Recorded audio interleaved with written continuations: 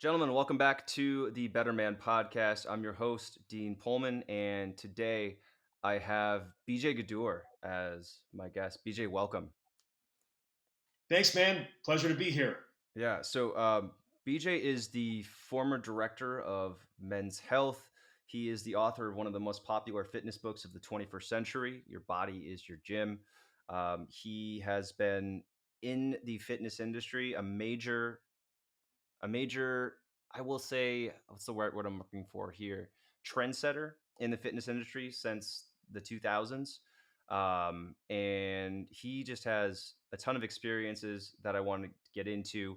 Um, he's had a lot of well-being struggles that he's went through for the last couple years, and I really want to talk about that and the what you've done to get out of that. And anyways, I don't even know where to start. Do you want to talk a little bit more about your fitness journey and how you got started and kind of where you're at right now? Sure, man. Well, just a couple quick corrections. The book is Your Body is Your Barbell, Dang it. and I was the fitness director for Men's Health. Director would be I wasn't that high. I Okay. was just a lowly fitness director there All right. for a Thanks. couple of years and consulted for about 8 years. But I mean, I guess the long story short is, I grew up overweight, dealt with a lot of injuries as an athlete, and I got into fitness kind of my senior year at Amherst College. I was a double major in economics and sociology and had no idea what I wanted to do with that. And I had another injury, my fourth and final knee surgery, which prematurely ended my football career in college. And I was like, what am I going to do? And it's like, what is the one thing I have to do when I wake up every day? It's on my mind. And it was working out. And Hmm. in my senior year, I started training students, professors. I sold my first $100 program because of demand. And I was like, you know what?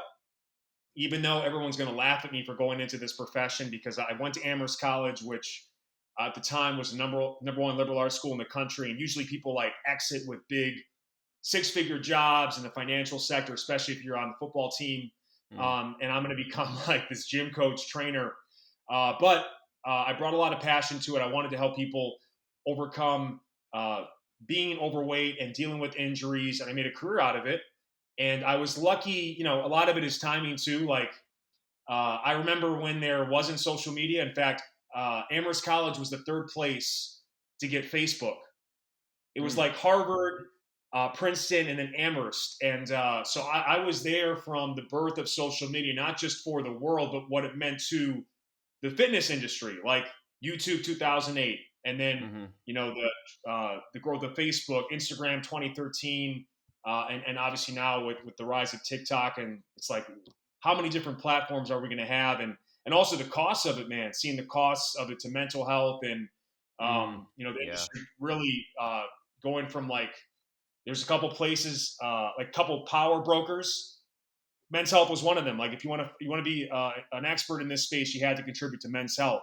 Hmm. Now, uh, those brands have been diminished because there's these satellites all over the world of people that are doing their own thing. So, but then I also got my start too. Kind of, I don't know if you remember the economic recession in 2008, and boot camps became a big thing because it Hmm. was too expensive for personal training. It was more affordable to do it in groups, and I was like a leader in that space, and I helped a lot of trainers all over the world with business systems, training systems. And then in 2011, I'm sorry, I launched StreamFit. Hmm. That was one of the first streaming fitness platforms to the market. Period. It didn't work out. Like I was hoping it was going to be kind of my retirement plan, but Hmm. we didn't raise enough money, and it was a little bit too early. Believe it or not, a lot of it is timing, and we didn't raise enough money to market, and people still were into DVDs because fitness really lags behind, the trends. And after that failed, I guess you could say that's when I became the fitness director of Men's Health. Did 2 years there, and then have since been on my own for 5 years at thedailybj.com, trying to build my own brand. Sheepishly to the level of a Men's Health, but it hasn't worked out necessarily to to that regard, it's been humbling. But taking the lessons that I learned there and trying to really help people, and learning to also be okay with the fact that there's pros and cons, right? If you work at a place like Men's Health, a lot of criticism, but also a lot of opportunity. And people want to talk to you, and people want to send you free stuff, and people think you're worthy. And when you leave, things change.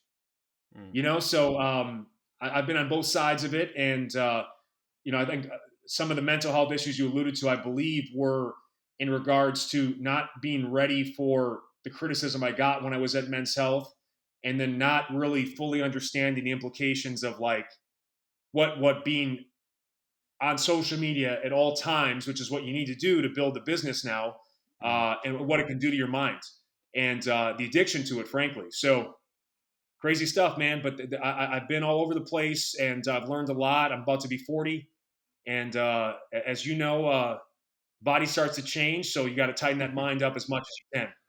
Yeah. I mean, there's a few things I want to reply to. So first off is my assumption about your story was BJ was overweight, and you shared images of you overweight when you were a teenager, and my assumption was like BJ was a guy who was overweight, and now he works out all the time because that's his story, and that's all there is to it.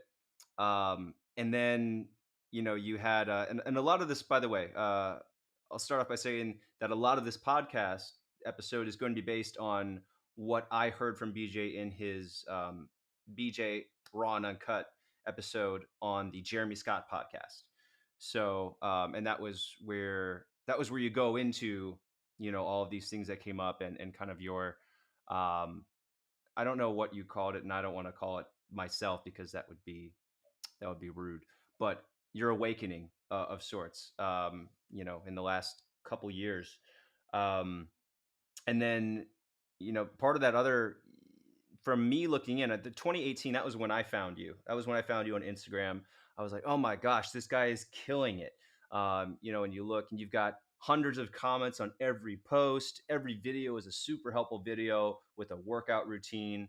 Um, and you posted every day for 10 years. You spent hours answering comments. I'm sure your DMs was just insane. I don't know how many messages were you getting a day? Woo wee! No, the DMs were popping, and they were they were explicit in nature as well. So Yeah, I'm that sure. was interesting. I will say, like, I don't check them anymore, but I used to check them every day and answer as many as I could. And you do a lot of business through DMs, Mm, um, and for me, because like I have my own members to be accountable to. Um, I don't have the time or desire even, and I know it costs us business. This is part of what you mm, have to do as a business owner. You got to understand, it's great to make money, but at what expense? And mhm. to have to worry about all those, the anxiety I would get having to like get back to all these DMs, and then people thinking like we're friends. We've never met you, and it just, Mhm. and it's kind of sad because I don't mean that in a negative way. It's just like it's hard for me to be friends with someone that I haven't spent time with in person. Yeah. Like you got to feel someone's energy, and it doesn't really translate virtually. No, Um, doesn't. so that's an interesting piece of it too, and it's you got to make choices, and but yeah, no, it was. I mean, I think Instagram for everyone was like it was the peak experience for Instagram as a content creator was 2018. You Mhm. know, but it's already nowhere near what it is now in 2022. And I don't know if TikTok is, I mean, TikTok is a big thing, but I don't know if TikTok is going to take over Instagram or if it's just going to be its chief competitor. But Mm. Instagram has done a great job of stealing every other platform's IP. So I guess you got to give them a That's benefit of the that's doubt true. when it comes to staying consistent or keeping up with the Joneses. Yeah. I mean, but I bring that up because me looking at you in 2018, I just assumed like, oh, this guy has got it all figured out, um, and you were posting every day. You're putting all this effort into it, and I never questioned what was really going on behind the scenes. I never thought, I wonder what, I wonder what BJ's mental health is like. I wonder how he feels on a day-to-day basis. And I'm just going to kind of skip to 2021, and I'm referencing the podcast you did with Jeremy Scott, and you had a breakdown in April of 2021. And specifics aside, if you want to go listen to the, I mean, I think it's an extremely, it's an extremely vulnerable podcast. If you want to really get BJ's story there and really hear it all, go over there and listen. But I want to bring it up because I'm just curious. You were living this extremely stressful life. It sounded like, like really grinding hard, really pushing yourself for years and years and years. And you were a college football player. You were pushing yourself then. You were pushing yourself through all these different business ventures, and you got to this point, where you just couldn't do it anymore. And I'm over here thinking, were there signs before that point? Were you just not aware of it, or did you think it was normal to feel that way? Did you recognize it was there and just ignore it and power through it? Like what were some of the what was going on leading up to that?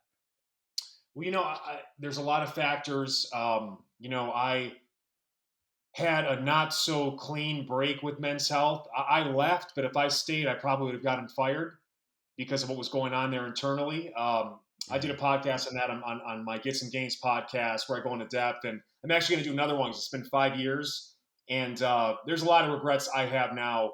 I did not. In some ways, I'm ashamed of how I acted, but I was hurt. Mm. I was hurt with how they treated me and kind of what went down there. And based on my childhood and my past, I respond to hurt with anger, Mhm. rage. I Yeah. kind of left Men's Health with like the goal of like uh, shoving it up there. You know what? They were like a chief motivator to me. And again, like the thing about most of my life, I use negativity to fuel me. Mhm. And being fat, being called ugly, hideous, whatever. People making fun of my injuries, calling me the million. Who was it? The Bionic Man, because I had knee braces and I had to actually Oh have an yeah. elevator key at school because stairs were painful. Mm. Um, so I use, and then when I was at Men's Health, people made fun of my legs. They didn't know my Yeah. injury history, my knees. I was told at 22 that I had the cartilage damage of a senior citizen, and that I won't be able to lunge or squat or run again. I've since rebuilt my lower body the last 2 decades, and I also blew up my legs so much so that I have a short shorts fashion line.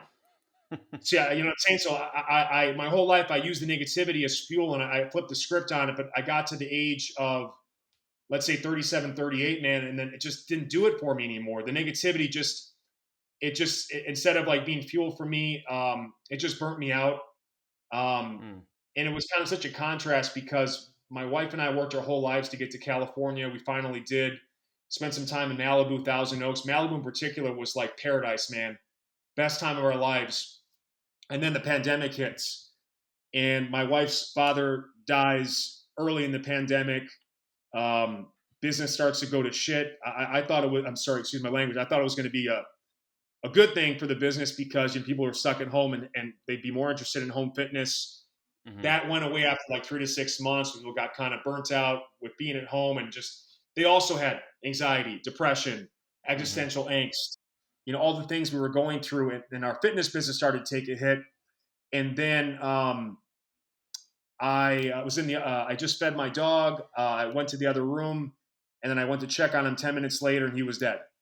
My best Wow. buddy, his heart stopped. I tried to resuscitate him, and he was gone.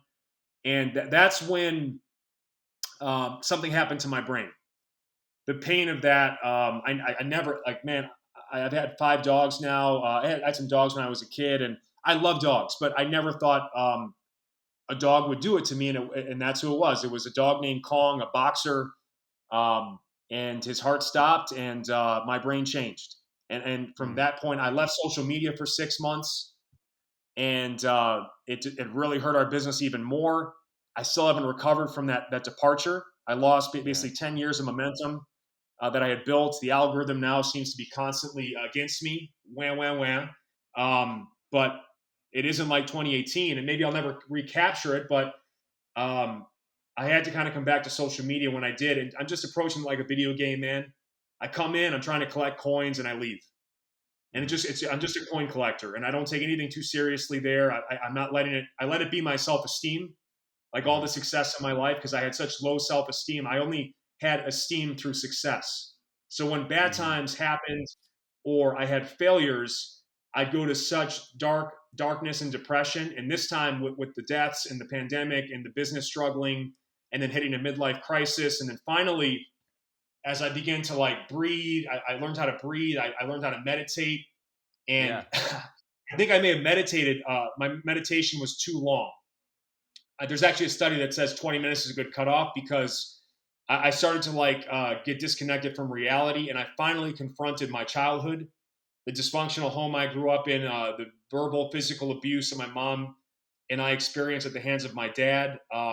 Coming to terms like with like having trouble looking in the mirror because I mm, started to see my dad, and he was my hero, but also like the person that made me want to start working out so I could kick his ass because mm, he would beat my mom and he would abuse me and belittle me, and he stole any confidence I'd ever have as a man, and in many ways gave me the worst example of what it was to be a husband, to be though he was there and he provided, and I wouldn't be where I am today without him.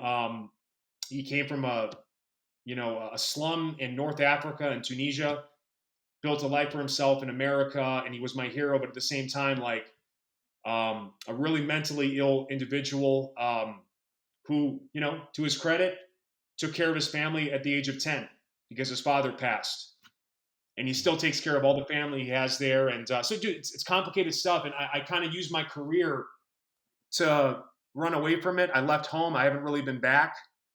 But then I mm, finally confronted it. So then all these elements became like this perfect storm where I broke down, and on April 13th, 2021, I woke up and I was going to just go to Zuma Beach in Malibu one more time, see a sunset, and then drive off a cliff accidentally so my wife could collect my life insurance and find someone more stable to spend the rest of her life with. And I didn't do it, but I was close. And I don't know how I got there except for what I'm explaining. And mm, throughout the whole time, though, like I never stopped exercising, and my commitment to my craft was there. That probably is why I'm still here. mhm. But it was tough, man. And but a lot of people are going through it right now, man. There's as I tried to even get therapy, I had to wait like 6 weeks because so many people Wow, were also searching for therapy and help because people finally got the time to really confront their inner demons. yeah, I'm sure you went through your own yeah, version of it, and again, I don't. A lot of people had a lot worse than me, but it just a lot of it was timing. Approaching 40, realizing my physical um, limits and having to evolve that. And as we mhm, both have to do, we're old men in our profession. We got to yeah, compete with 20 year olds, or we don't compete with them. We evolve what we do, and mhm, and understand that now we have to do things a bit differently, focus more on recovery, and also our audience is evolving too. I mhm. think what happened as well with our audience and our business, a lot of people were my age. They had new families, and can you imagine having a new family during the pandemic? Fitness was an afterthought, Yes, and I can. so well, you did. I did. I had a child in June of 2020. How's it been? Yeah. Um, we didn't have a lot of the normal support structures that some other families would have had. I don't think as many people have family nearby as I think, there really are. I think fewer people actually have family nearby to help.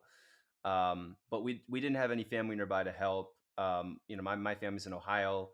My wife's mother passed away in 2018, and her dad isn't doesn't really know how to take care of small children. So and then also the pandemic. So like we were scared to have people come over and hang out with us. Babysitters are like an absolute no no. Like we don't know you. We don't know where you've been. You can't come watch our child. Um, and there wasn't enough data yet for us to understand what was a significant risk and what wasn't.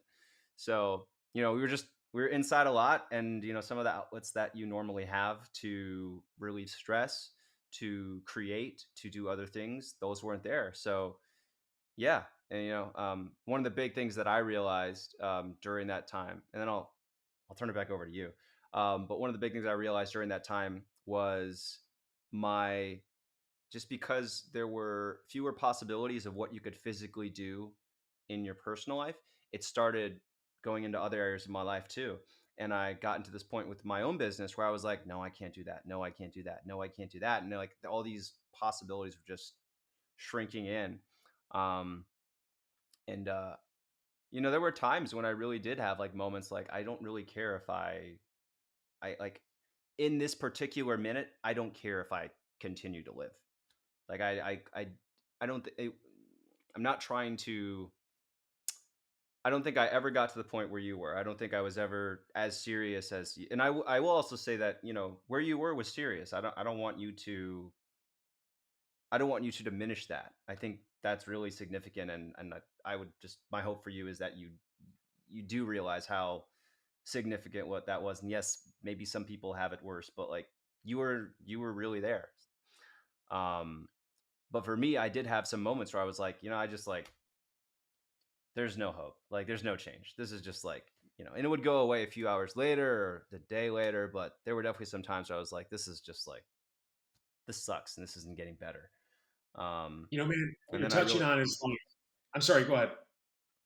I was going to say, and it wasn't until I started doing some practices to start expanding my perception of possibility and to be grateful for the things in my life that I thought were causing all of my stress. Then I started to like within about 30 days, I'd say, of doing that consistently. Then I started to kind of climb out of, where I was, but it was tough. So, Well, again, like all I went through, I didn't have to have the challenge of raising a new child in this incredibly unpredictable world. So and this is where it becomes important to have the perspective, and I completely lost it because, as you know, if you spend a lot of time on social media or you have to cater to clients, um, hmm it's tough to maintain friendships. And when the thing is, when you lose touch with the common humanity, it's difficult to get out of your own world. You become like in this bubble. So if things are going tough in your bubble, that's all your eyes are on. Whereas hmm like, wow, there's a whole globe. There's 8 billion people here, and if I and I lost touch with most of my friends that I had, and I don't really have quote unquote family that I'm we're good, we're cool with my wife's family. I have a very complicated history with my own, so there's that piece to it. But again, like had I done a better job of cultivating friendships, I would have been able to talk to people like you, and I'd be hmm like, oh wow, Dean's really going through it. Like he's got a new child. Now he's responsible for himself in this new life. hmm So that's a perspective that I could have used at my lowest moments. But when you get so self-absorbed, which I was, and you know, you almost like you make it worse for yourself. And like you said too, it's all temporary. So that's the hmm mindset you have to take. You don't you're gonna suffer, you're gonna have pain, you're gonna have problems, but you have to do a. Before we started recording, I said like when you're a negative person, that's your lens. So hmm you have to take all the inputs that your brain takes and almost sometimes like for me, I've learned whatever my initial emotional reaction is to something, I have to be like, okay, the right way to respond is the exact opposite hmm because that's all my baggage talking. That's all the pain and the modeling from my youth and my immaturity and my taking an effect. So I've got to flip the script and look at it from a positive angle. And it just like training, it's a constant practice and habit. Um, hmm but dude, man, much respect to you. I don't know how, because honestly, I have a lot of compassion for people that did that because this was a once in a century type of thing and yeah, we were able to work remotely and everything else. But I don't know how you did it, and you have my true respect for that. Mm. Well, oh, thanks. I mean, I think honestly, in a lot of ways, it was more convenient because you were at home. You know, most of us were at home, so it was easier to watch the child. I don't know. I think it was. I think a lot of people had like a really great experience with it. Honestly, we're a little more introverted. We had our year of after we met, we used to go to the bar, 3 times a week and go party and go rage and drink a lot, and then after that, we were like, that's good, we're done. And then we didn't really, we're kind of more introverted. But you realize like, yeah, it is nice to hang out with people once a week, as opposed to never. Um, but the few things that you bring up, you using negativity as fuel, your esteem being based on your success, your inclination to value your clients' relationships over your over your real friendships and those other relationships. That just sounds tough, and it kind of makes me think of um, having to, like you said, you have to understand the filters through which you view things before, instead of just reacting first to like, this is how I feel. You have to like peel it back and say, oh, you're right. I feel it because I know these things about myself to be true. Um, and I'm kind of curious, what are some other things that you learned about yourself once you started going to therapy? What are some things you learned?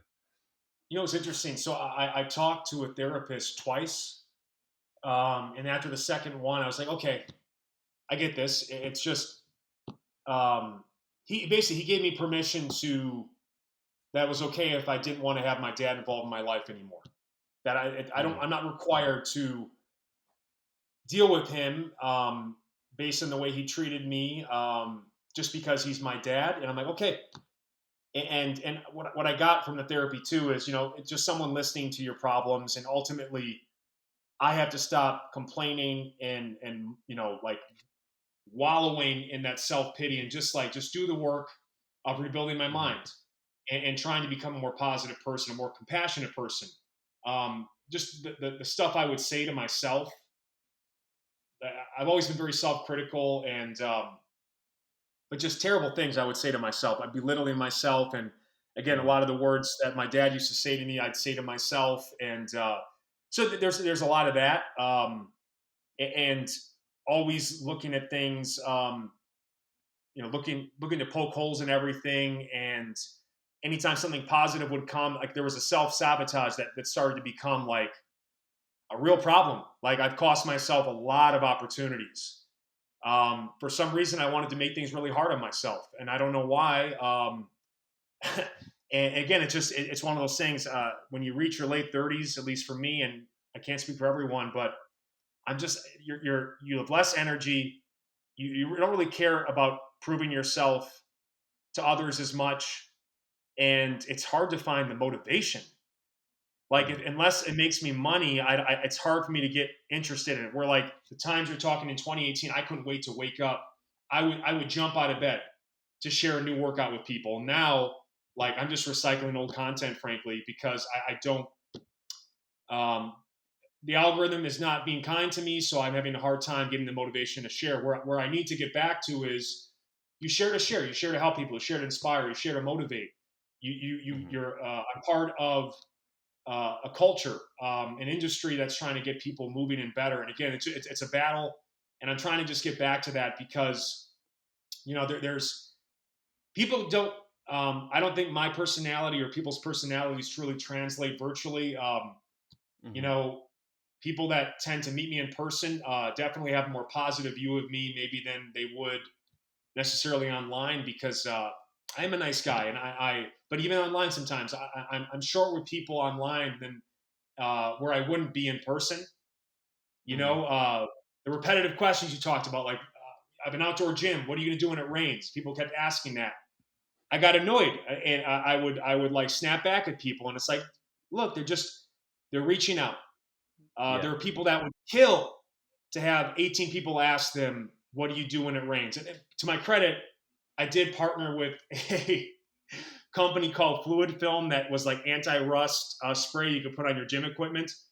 But that Yeah. was after a year of being a prick about it to people. So I took it for granted. I didn't deserve the attention. I did my best to share good stuff, and that part covered. But I lost my humanity in social media, and as a result, people would give it back. With a lot of criticism and hate. So Hmm. I guess that's punishment is the wrong word, but it's those are part of the growing pains of dealing with that. And sometimes, honestly, man, I'm like, I should just go back to. I should have just stayed with my gym. I could probably have been making just as much, if not more, money. And it's so hard Hmm. to, I've got 1,000 members that I have to constantly think about and program for at a distance versus, Hmm. 50, 50 to 100 people that are in person. It's just easy. It's just, you give them your Hmm. energy, you show you care. And man, online, like, it's not all that it's cracked out to be. We live a great Hmm. life. We can do everything remote. My wife and I have flexibility. We work from home, but then home becomes everything. Yeah. I We're mean, kind of that was also difficult too. It's just like you're stuck. hmm yeah, like I never understood, or maybe because I do somewhat understand. But when people talk about I'm able to work wherever I want and whenever, I'm like, yeah, but you're still working like 12 hours a day and you're doing all these phone calls with people.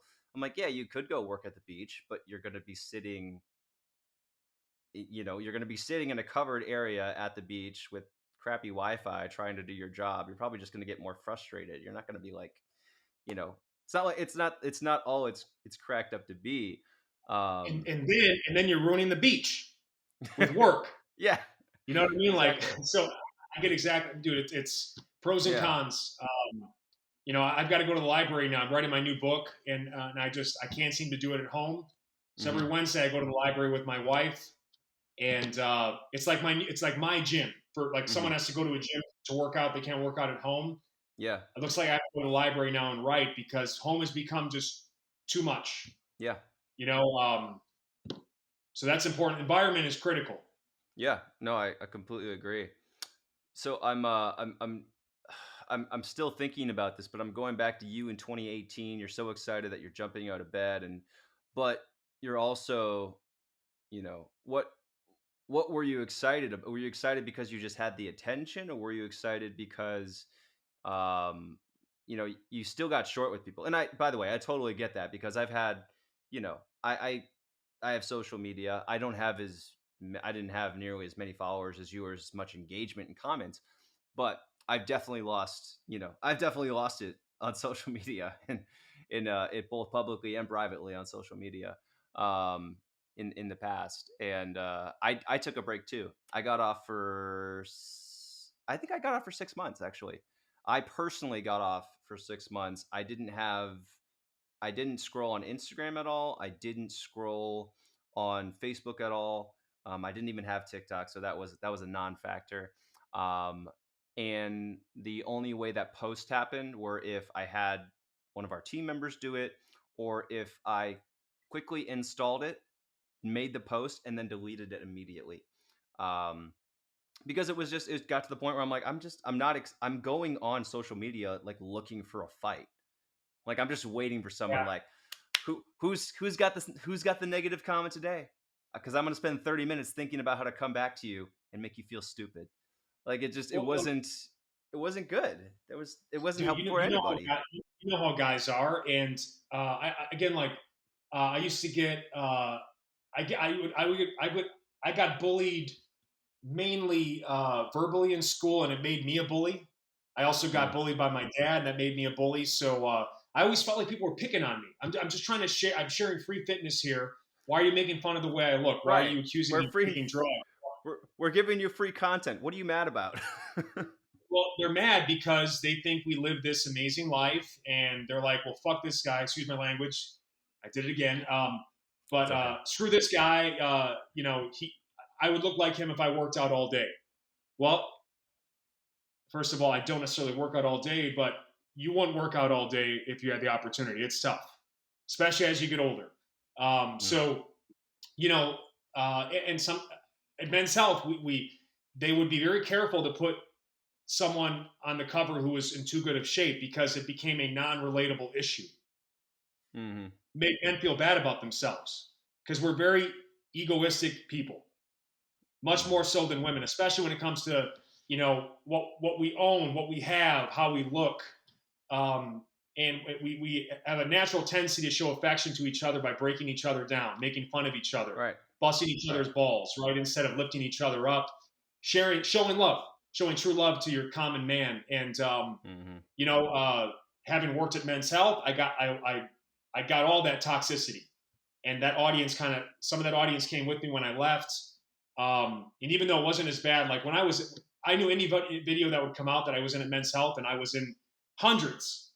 I had one video at Men's Health I made, got 48 million views on Facebook, and added 1 million people to their Facebook page in a couple days. Wow. Can you imagine what that would do to your business if you added 1 million people to one of your platforms? I mean, it's pure money, just on Mhm. numbers. And so I was achieving a lot of success through it. But even when good things would happen, it was cheapened by I look at the negative comments. You know, the Right. 1,000 people that liked it when someone said someone skipped leg day. When it's like, Mhm. that technically that means that they think you have a good upper body, right? But or they're making Yeah. fun of my high calves, because well, what am I going to do? I got very feminine, slender ankles. I put in the work to my calves. They're just going to get higher and tighter. So again, but that's me then changing the way I live, changing the way I train for someone else who honestly doesn't not only doesn't care about me, but is just waiting for me to have the mental health breakdown I ended up having. Mhm. So one of the lowest moments in my life, man, was I had a dream of making the cover of Men's Health since I was 17. Like I was this kid, they would say nice tits, and uh, you can check out my before picture. I don't care what Mhm. you may not think I look great now, but the transformation is undeniable. What I did with what I was given, and the change, and I ended up making the cover of Men's Health, and not one of my friends reached out to me about it. Wow. It was one of the loneliest because again, I lost touch. I was too busy Wow. with my career, and by the way, I don't come from much. Some of my friends have a little more financial security. Their parents could, invest in their business if they wanted to start a business, or they just had some generational wealth they could lean on. My wife and I don't. So, Mhm. uh, to our credit, they don't understand what's required when you're an entrepreneur. And we don't have kids right at this point because the baby that is our business requires so much attention, and there was so much internal work we had to do yet. I never wanted to bring a child into this world until I was right here and ready to do it. I don't want to become my dad, is what I'm trying to say. And I Mhm. don't know if I want to pass down the mental health issues that run in my family. Mhm. And, but I could have been open with them about that instead of just shutting them off. Total lack of communication, total lack of empathy for them. And then what I'm sure this is happening for you too is, all of a sudden you seem to like end up in camps. Some people have kids, some people don't. Some people have Yeah. regular jobs, some people are entrepreneurs. Like the lifestyles start to shift. And then now, because we spend so much time on social media, none of us have friends. And Mhm. we're wondering why we're so lonely and we're putting so much on our partner. Our partner is becoming like our helping us take care of the home, make money, become our therapist, and that's too much. Yeah. We're no one individual is supposed to be all that to you, and that's not fair to Mhm. them, and it's not fair to you. And so we're all kind of in the same boat now, where we have to find a viable way forward. And by the way, part of what I've done on social media is quarterly I take a 2 week complete break, and then every 3 weeks Mm. I'm on. I then take a week off. It's kind of like in line with my training. I train Okay. for hard for 3 weeks. I recover for one. Quarterly, take a 2 week break, um, and I'm sticking to that. And I don't care what it means. It might mean we have some down weeks, but it got so bad for me, man, where like I was checking during workouts. I check it like 10 times during an hour workout just to see, oh, what did someone say or how did this thing do? And it's like, Yeah. I can't even have the focus to get through a workout. Hmm. And then I tried to start reading again. I couldn't get through a page. So I Wow. literally lost, when I was in high school, man, I could do 6 hours of homework unbroken after a full day, athletics, lifting. So I it's could done do some six real damage. hours. I could do 6 hours of Warcraft after after lifting in school, but I could never do. I couldn't do 2 hours of homework after workout sports in school. So that's incredible. But that's a big But by difference. the way, that's no, there's no difference. That's flow state. That's just flow state. So it's a video game, but homework video game like some people don't even have the ability to do that with a video game. That like because they'll be playing a video game. Uh, like my little brother, he watches a movie and plays a video game in texts. You talk about a stimulation overload. Like we're addicted Yeah. to stimuli. It's a Hmm. dopamine addiction, Yeah.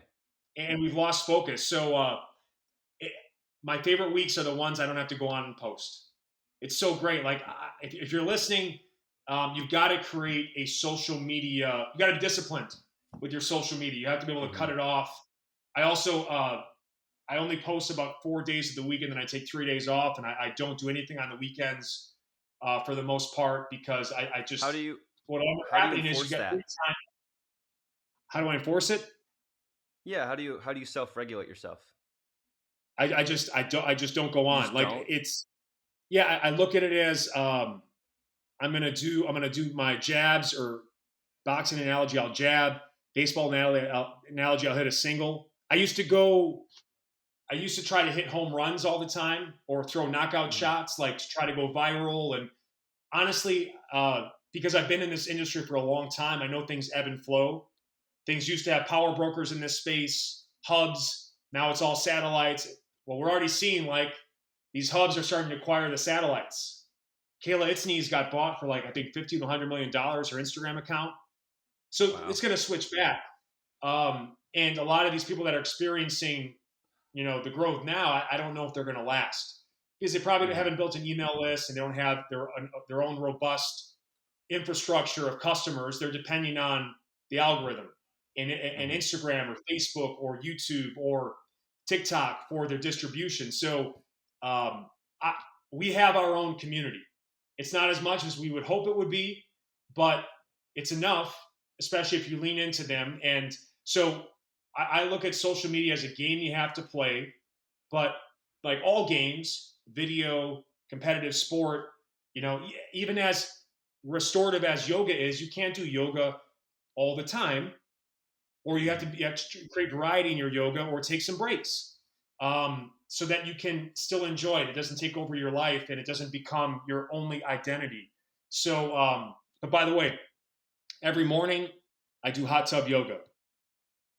Oh yeah, I was going to ask you about your morning routine Ooh. because it looks like it's something that is like you just started doing, or I mean, I'm sure you've always had a morning routine, but I'm assuming that it was way more intense and way more fitness focused than it is now.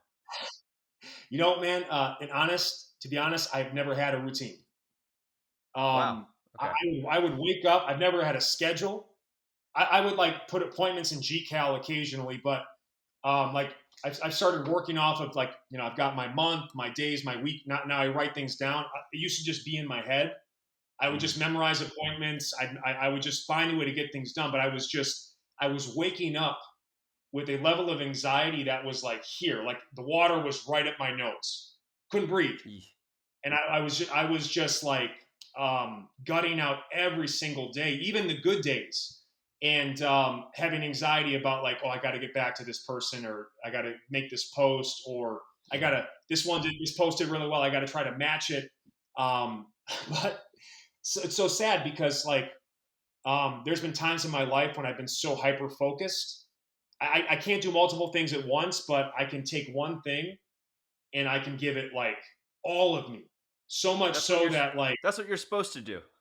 You're not supposed to do multiple things at once. You're supposed to do one thing really well. well, that makes me feel better. The only problem is, Yeah. man, like there's a 5 year period of my life I don't remember much about Hmm. because I was so focused on my career. So hyper focus again, it's there's two sides to the coin. Um, I've got to make sure that my hyper focus shifts. So I agree. Do one thing at a time, do it well, but like make sure there's a couple things, at least a couple things, right, or a handful of things Hmm. that you can shift between, because otherwise you get caught in this bubble and it's hard to get out. Oh, so It could be social you were media. only It could be focusing on professional. You were only focusing on your professional life during this. You weren't doing okay. yeah. Honestly, well, this is the problem too. Like it was all about me because Mm. my business is based on how I look, fitness. So I was just focusing on training and that, and getting as many customers as possible. And it becomes this cycle where you're running out of time in the day and you're low on energy, and it's like, who should I give this time to? Someone that's going to give me money, or someone that has known me before all of this? And sadly, too often I was saying, well, I got to look at the bottom line, and these are the people that actually support us. Hmm. But and and I don't want to feel bad for saying that, because at the same time, like, I'm reading this book on self compassion, which Who's it? apparently is Which the alternative to self esteem. who's the? Oh, is this Kristen Neff? Yes, yes. Okay, I read that a few months ago. How'd you like it? I liked it. I thought it was written. We need a man. There needs to be a man who writes about self compassion. Because you're reading it and you're like, this is written for women, but like I think the content's great, but I think if there was a man who wrote about self compassion and he looked like you, then like everyone would read it, right? Like you just need really a Interesting. really hyper masculine man to write about self compassion. I'll have to make sure my beard is in full effect at that time too. Well, what's There you go. funny? So I had two books gifted to me by a coach and mentor. Actually, reached out to me after he heard that podcast on Jeremy Scott Fitness Mm, podcast, who himself had just had some suicidal issues, and was on medication for about 18 months to get his life back after a divorce. And so he gifted me both The Obstacles of the Way by Ryan Holiday, which yeah. I've read and highly recommend. And then he gifted me this book. This one's taking me a little bit longer to get through because it's a little longer, and it's also, like you said, um, like there's moments where, like, I'm reading, it's like, well, whenever you get negativity, or you feel down, give yourself a hug or a gentle caress. I'm like, Yeah, I've like that's how like did I get here? How did I get here? I'm going to hug myself now and give myself a kiss in the cheek. But yeah. It makes but that's sense. It just seems so like that's something I would never consider like 10 years ago. That's something I would never consider doing. I would just say like, no, just do it. Just do what you need to do. Just fucking do it. You know? yeah. Like, But honestly, it seems like what being a man is today is every year we're just trying to reduce our toxic masculinity percentage like a little bit. Like where it was like 100% when I was 20, I'm hoping by the time I turn 40, it's like 25%. mhm. Because we're so programmed. Like it's tough to teach old dogs new tricks. The world is changing all around us, and again, like I said, we have a tendency to rage instead of you know, be compassionate, or Mhm. uh, find alternative ways of releasing the stress. And Well, so, you talked about this. I'd love for you to talk about this, but you mentioned that you've started having these wonderful, powerful, ugly man cry moments where you just completely lose it and you just let yourself cry and you actually feel better.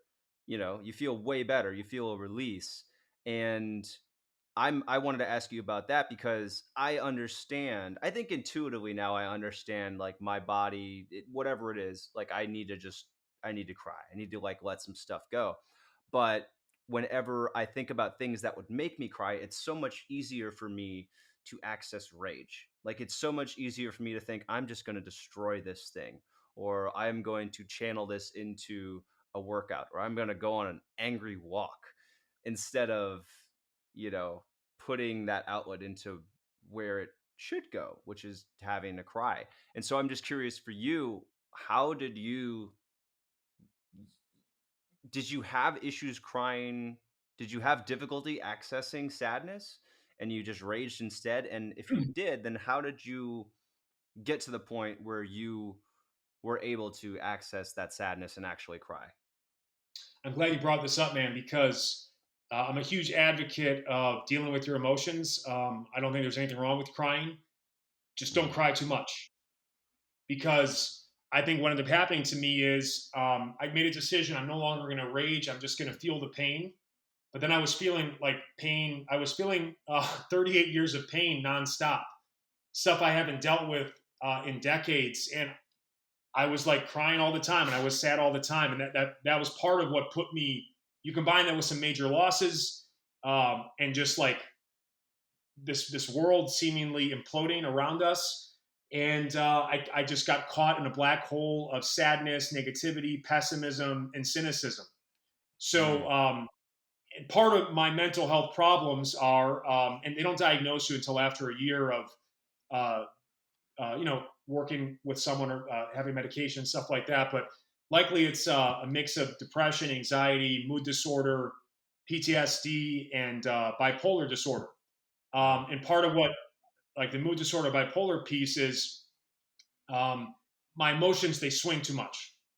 Like I go to the highest of highs and I go to the lowest of lows. And what you want to be is, and that's part of why I've been like trying to be more stoic. And I try to read more stoic stuff. And you want to be, I guess, again, without getting political, it's like that Barack Obama center, calmness. Like Hmm. you never really saw that. That guy, I mean, say what you want about him.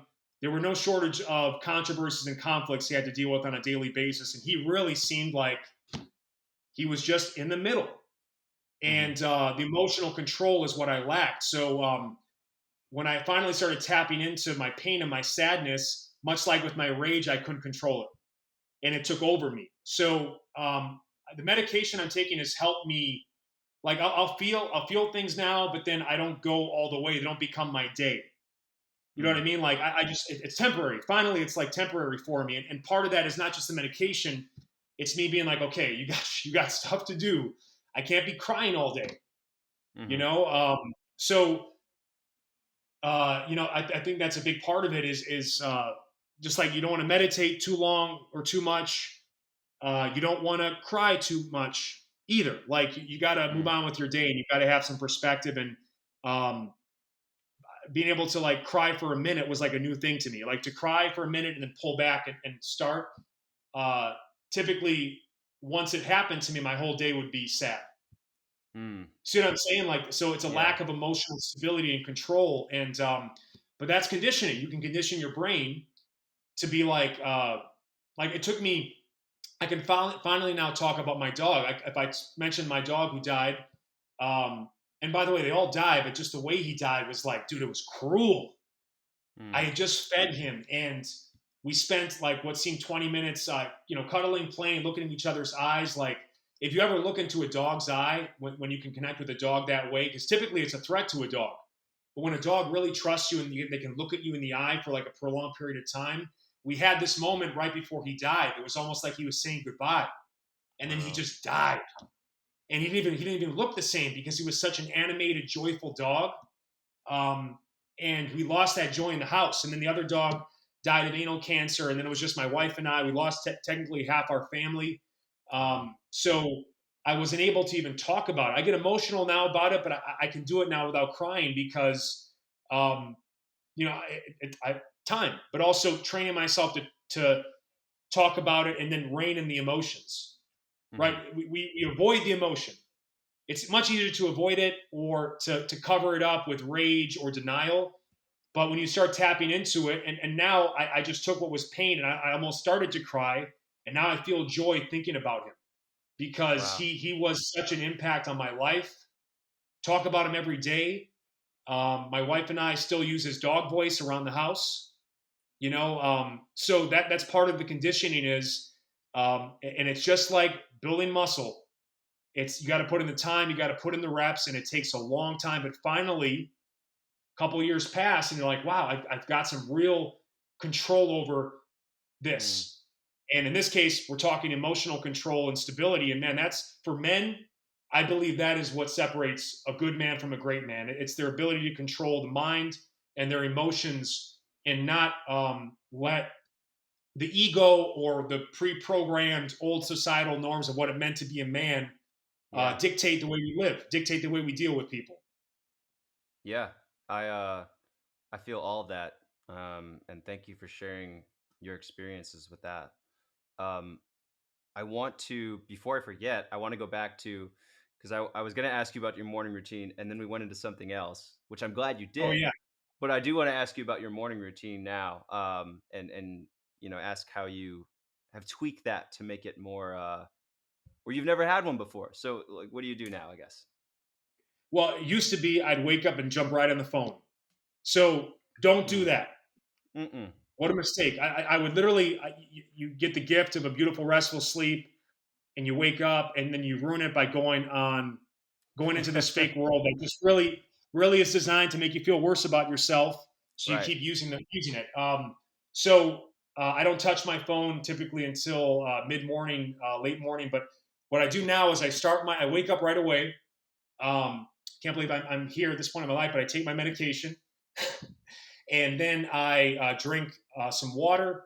I'll do a 10-minute box breath using a guided meditation device Hmm. that I put my Oh, hands cool. on that gives me my resting heart rate and heart rate variability. I've never And seen based that before. That looks really cool. So instead of on, oh, having to dude, do this, it on your phone, there's like a thing. yeah, like what, there's an app on the phone that, so you can do either guided meditations or you can listen to soundscapes or you can do breath training. So it's not, but it's a closed environment, meaning you're not seeing it's specifically for you. So I'm not against the phone to start the day if it's like something that's going to help you work on your breathing, give you some biometric readout. But yeah, it's called the Core Meditation Device from Hyperice, and Oh, I love Hyperice. yeah, We're doing a giveaway with them right now. I got to look oh into dude, that. they're my favorite recovery company. They actually acquired the startup. It was just Wow. Core on their own, but they acquired as part of their like overall wellness approach. And then so based on what my heart rate variability says, it tells me how well I'm handling stress.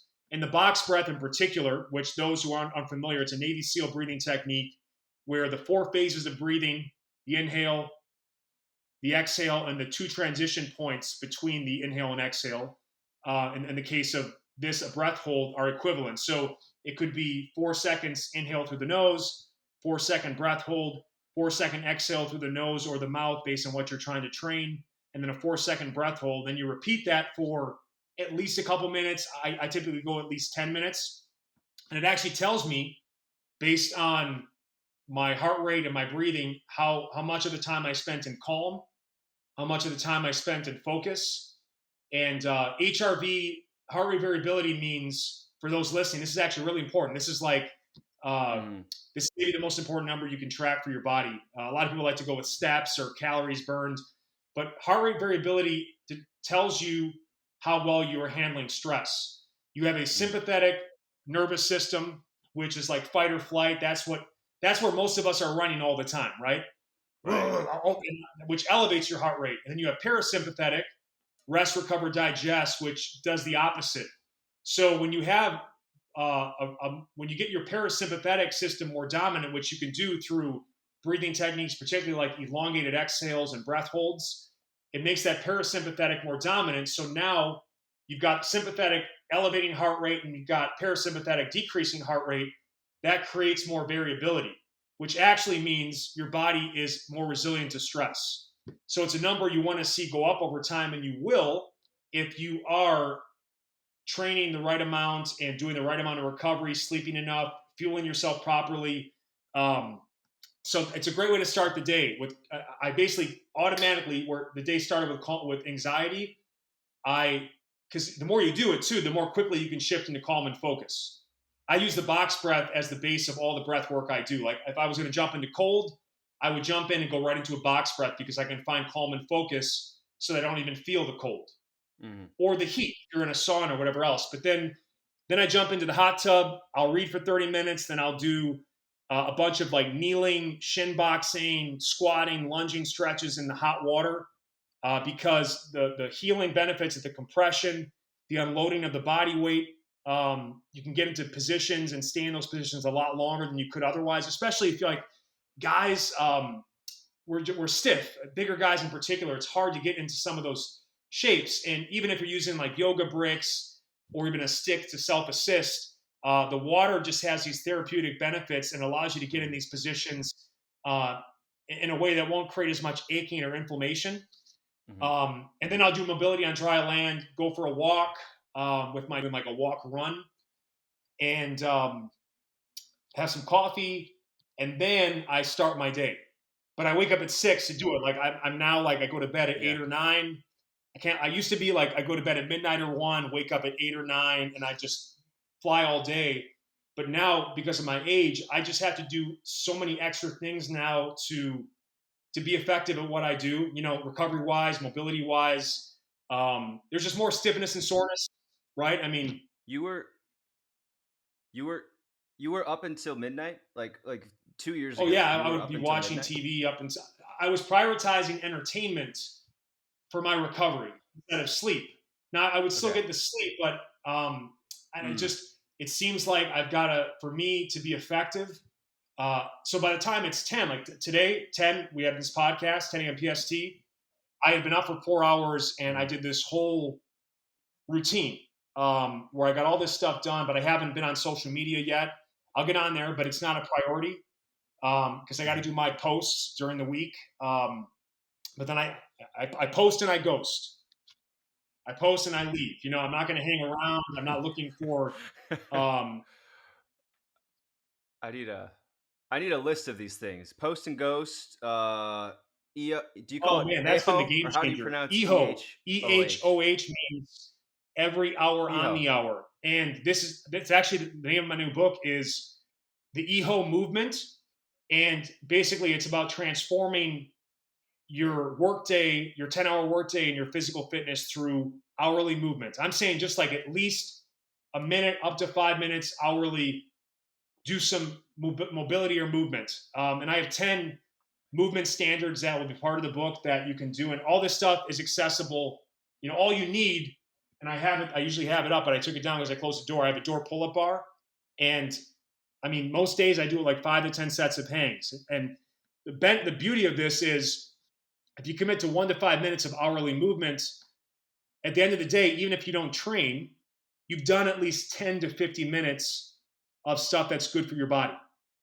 And stuff that because of the frequency that Mm-hmm. I do it and because it's submaximal, I don't get fatigued because I'm not chasing fatigue like most workouts do. I'm avoiding it. I'm managing it. And then I'm overcoming all the stiffness Yeah. and soreness I will deal with because this is what most people do. They don't do anything all day. They park their car right next to the building. They sit, Right. and then they put a 30 to 60 minute bomb through their system without warming up properly or cooling down. And then they wake up and then they limp around for 3 to 5 days. Yeah. I used to do it. Okay, I know all about it, and it's great to like feel good. Oh, I crushed myself. I smashed myself. But when my legs are heavy, when I'm Right. stiff and Right. sore, I don't want to make content. And as you get older, Mm-hmm. people don't want to get crushed because we can't handle that stress. It's It's not unsustainable, sustainable. 100%. It's So no. the frequency of movement Yeah. actually helps you avoid soreness and stiffness, and it's basically movement practice, and that's where I made the biggest gains. Like Mm-hmm. I put so much time into the bar last year. Like every time I walked by the bar, I would jump on it, and I'd spend 1 to 5 minutes on it. And a lot of it was self assisted with my feet on the floor. But my ability to get my Mm-hmm. arms overhead, like it's locked in now, and I have it's one of the best things you Mm-hmm. can do for your spine because of the decompression and the tractioning. And just by Yeah. putting the time on the bar submaximally, my pull-ups have gone up, and not just reps, but how much I can do Oh with yeah. weight. So it's a paradigm shifting approach. It's the concept of peppering in your training throughout the day, and it's like to me, I think it's especially as you get older, it's the way forward because there comes a time in life where you're not going to be able to find 20 plus minutes for something anymore, but you're going to be able to find a 1 to 2 minute pocket here and there, right? Playing with your kids, you can get on the Mm-hmm. floor and sit in a shin box or that 90-90 position to stretch your hips or a Mm-hmm. straddle shape or a you can do some quick yoga with your kids. You can do a wall sit. You can Mm. right now as we're doing this podcast, I just did some running at the park. So if I would come and then sit in a chair for an hour plus, I would offset all the mobility. So now I'm sitting on a pad. I'm going from a double kneel to a split kneel, and then I'm switching sides. And in this way, I'm getting my hip mobility in for the day. So you start to stack your movement with your other Mm. habits. You're talking on the phone. Why not put your foot up on a tall box? You're checking your email. Put your foot up on a tall box and stretch your hip flexors and your glutes and immediately unload your back. Yeah. So these are just the habits you start to adopt because the days of 1+ hour workouts for people over 35, unless like you've got nothing else going on, okay, you're a trust fund kid and you have no kids and you have no family, you have no commitments, maybe that's your life. That's not the life of the people listening. And Yeah. I know this firsthand because again, like there's your age and there's your real age because I was such an idiot when I was young. I was a barbell. I got caught up in the whole powerlifting barbell scene and damaged my body to the point where I don't have the margins for error anymore. Even though I've completely evolved my training, I went through those cycles, right? And as you get older, there's less and less margin for error. So you got to be willing to find a way to just fit it in throughout the day. And then if you find time to do like a 20+ minute workout, it's just a bonus. But the foundation is just a base level Mm-hmm. of movement and a frequency. The frequency is the key because then you never get stiff or sore. Because when you get stiff or sore, you don't want to work out because it takes you so long to warm up. Right. Right. You're not gonna. Your body's not ready to work. Your body's not ready to work out because you have to spend so much time undoing all of 100%. the not doing that, that Yes. from the day. I'm actually really glad you brought this up because one of the things that you were really well known for, or still are really well known for. I don't know if you still do this or not, but you talk about building up to being able to do a mile of lunges, like just to go for 4 laps around the track doing lunges, which is crazy. And then on the same on that Jeremy Scott podcast, he talked about doing split squats every day for a year. And I'm just curious about what's a similar long-term challenge that's going to create really long-lasting results for years afterwards that someone can commit themselves to for 3, 6, 9, or 12 months, something similar to that. Or maybe if it's going to be dependent on each person, I get that, but maybe you have a suggestion about something that people can try doing for a really long time and really seeing some So, pretty awesome I results mean, from it. this is one of those things, right? So, as practitioners, we have to find that unique balance between structure and variety. Variety is Instagram, right? New workout every day. Let me create a new movement from scratch. Mm, Structure is okay. This is how you mhm. can move. Okay, you can make it fun and mix it up. Look, I get it. You got to do that to make things new and unique, but you can push, you can pull, you can squat, you can lunge, you can twist, all whatever. And structure is where anything great is built upon, right? But it's boring to a lot of people because people Mhm. don't like to put in the time. They can't do the same thing over and over again, or they think they can't. So my knees were so bad and I had such imbalance in my body that I could deadlift over 500 pounds, but I couldn't do a bodyweight lunge. I could bench close to 400 pounds. I couldn't do a pull up. So because I got so caught up in load is God. Load used to be my God. My day would be based on if I was moving Mm. the load up. And if it wasn't, my day was ruined.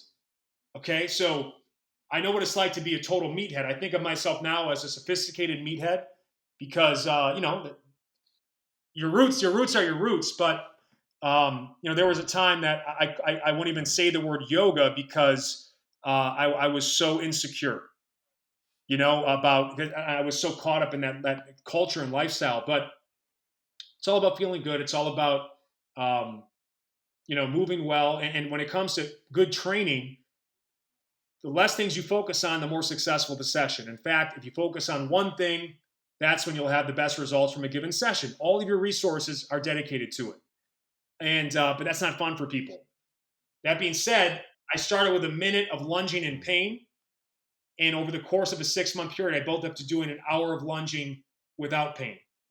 And what people don't realize, when you put your body in a focus on one thing, it could be walking, it could be running, it could be lunging, it could be step ups, it could be hanging, it could be crawling, it could be any yoga position. You start to get into flow state, especially when you have a breathing strategy. And flow state means time disappears. Mm. And then you can start to be able to do it with your eyes closed. You shut down your visual senses, and then what else heightens? Everything else. You can feel more of your internal anatomy, your joint positioning. You have more body awareness, and you start to automatically apply variety. You're like, oh, let me try lunging laterally. Let me try doing it on an incline, like, because we still, variety is the spice of life. I'm not against variety, but you can lunge for an hour and do 20 different lunges. But initially, don't make it so complex. Start with 5 to 10 minutes of just lunging. And by the way, like, you want to get a killer set of wheels, you want to strengthen imbalances between sides of your body, you want to do it with just your body weight. There it is. One of the best starters or finishers you can do is 5 to 10 minutes of straight consecutive lunging. I'm also just a huge fan of just, again, like, spend as much time hanging from a bar as you can. It's one of the keys to shoulder and spine Mhm. health, and it offsets a lot of the compressive damage of sitting and standing or squatting throughout the day.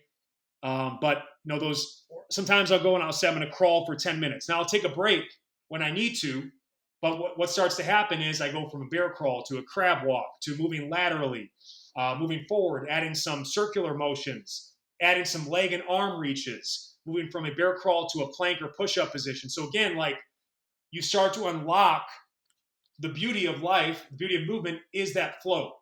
It's flow state in the mind, and its ability to fluidly Mm. move between shapes and positions.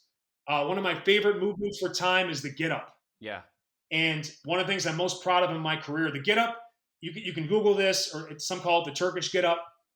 It's where you start on your back and typically holding a dumbbell or kettlebell in one hand, and you get and basically move through a series of positions to get to a full stand with the weight overhead. It's the ultimate test, in my opinion, of mobility and stability. Literally, What does the oh Turkish man, get so up that's work, that's BJ? a question. Like 5 years ago, 5 years ago, I would I'm have been trolling scared. you. But now I'm like, okay, I guess it's not obvious that it's a full body movement, but I am using my whole body. Yeah. That's the thing, head to toe, right? And but really, it's a lie detector test, because any lack of stability or mobility, at some point in the process, you get exposed. So to me, it's good to get Mhm. exposed in your training. Anyone can go and cater to their Yeah. strengths and work their chest and biceps and get big mirror muscles, but not everybody has the ability to take their body through the key patterns of movement. And again, they've done studies on this. One of the true indicators of longevity and life expectancy is people being able to get up off the ground. And Yeah. being a yoga practitioner, how good it is for you to get grounded. It helps set your pelvis. You get a real connection, a Yeah. human connection to the earth, um, and it helps you build strength, raw strength from the bottom up, which is how we were programmed to learn movement as kids. We start on our back, go to our bellies, move to the Mhm. side, then we start crawling, then we start kneeling, then we start walking, right? So it's a very natural way to do things. So I'll do 10 to 20 straight minutes of one get up left side, one get up right side. And you can do it from a variety of shapes. I do it out of a shin Mhm. box sometimes. It's one of the EHO movements, because you can do it with body weight or like a 2 pound water bottle or can. But it's the ultimate mobility exercise. Mm. And then you can start to add things like presses to it, or you get to the standing shape and you do some squats or some snatches. So again, that's flow, right? So once I have the basic Mhm. movements, I can then find ways to plug in the other basic movements with the current movement I'm working on to add in the variety. But on paper, like, another one of my favorite things, 10 to 20, I do 20 minutes of just straight sled dragging 3 times a week. And I'm not looking to add too much Mm. variety to it. It's the backward dragging in particular. for my knee reconditioning and lower quads.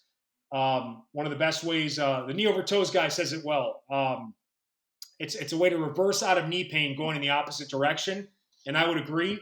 Sled training has been around for decades, and it was like part of my DNA as a football player. But I kind of got out of it, and then he reminded me again of the importance of it, and I've been on that tip. That's great. I lock into a breathing flow where I go four steps, inhale through the nose, 4 steps, exhale through the nose. And then if I have to exhale through the mouth, at some point when I fatigue, I will, but I try to keep it all nasal because that's what activates the diaphragm more. Yeah. And it keeps you calm and focused, which is what I try to look for when I train. The Bruce Lee style. Yeah. Have you heard of Brian McKenzie? I think he worked with Kelly Starrett. Yeah. So he was on he was my first podcast episode. We talk about breath, nasal. If you ever want to like blow your mind with nasal breathing, I'm sure you've already done the research on this, but we had such a cool conversation on that. And nasal breathing is I don't know if it's the key to your health, but it is a key to your health. It's really cool. So I'm just chiming in. I'm gonna have to listen to the episode because there's always more you can learn about breathing, and everyone has, again, that's part of like breathing for time, right? What I do, by the way, 2 years ago, I couldn't breathe through my nose, and I couldn't breathe at all through my left nostril. But now I can do a full hour of walking while doing a box breath through my nose only. My mouth never opens. So what I'm telling you right now is because I put part of my like manic, I guess you could say, or just I have a perfectionist, obsessive personality, hyper focus. So I went hard on the breathing, man. I'll do box breath hangs. But the walking in particular, it's like it's such a good breathing workout when you do it that way. And when you breathe through your nose, it allows you, even if you initially have to go slower, which is good because slow is fast. If you do it slow perfectly and you stay ahead of your breathing instead of getting behind your breathing, you can maintain your mechanics. And because your breath is fuel and your breath is movement, everything every exercise I program now has a breathing strategy. Depending on the exercise. If it's a strength exercise, nice. That's cool. We inhale through the nose during the loading or stretching phase, such as the lowering of a push-up or squat. And then we exhale through the mouth explosively during the contraction phase or the concentric phase, where we use the air pressure to power the movement in the weakest phase of the exercise. If it's rhythmic, like cardio, I love the 4-4. 4 steps or 4 strides, inhale, 4 strides, exhale. And you lock into that. And a lot of times too, I'll limit myself to the nose because it prevents me from going too fast and overstriding, which is good. Because me, again, yes. You don't get into it's. Go ahead. Yes. You get it. Yeah, it's great because it's a regulator of sorts. It prevents you from going into this fitness kind of this fitness or this intensity level that you shouldn't be doing every day.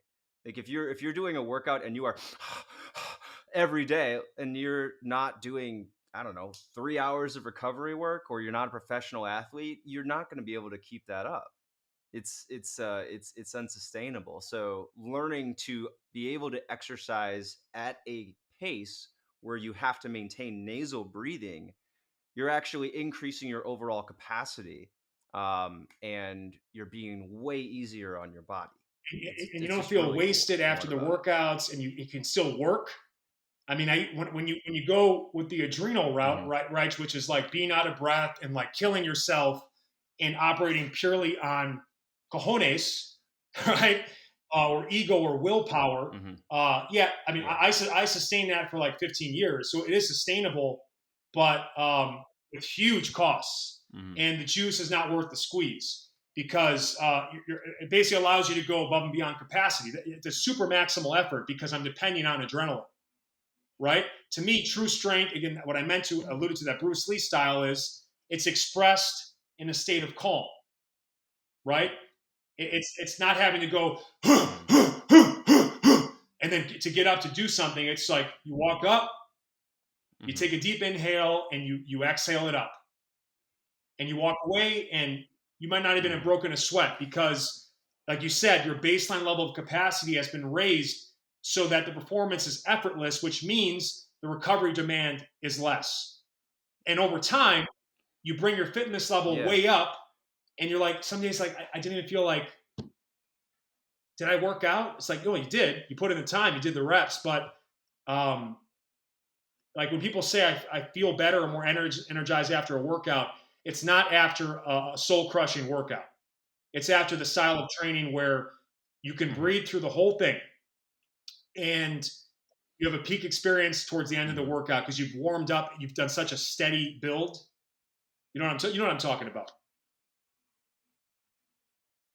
Oh yeah, we hear about it all the time. This is like what a manful yoga workout is. I mean, most of our workouts are about 25, 30, 35 minutes. And yeah, you're doing everything. You're working on strength, you're working on mobility, you're working on your breathing, your balance. But then you finish and like your anxiety is lower, you're breathing better, you feel more confident, you feel calm and focused, and that persists throughout the day. And you'll feel sore the next day, but you're not going to feel like I don't know. You're not going to get it. It's not like the almost comically soreness that accompanies leg day at the Yeah, gym, right? you're not going to get downs. Delayed onset muscle soreness. That Mm, like this, yeah. the 3 to 5 days of So just like hell feels like you're like you got rhabdo or something.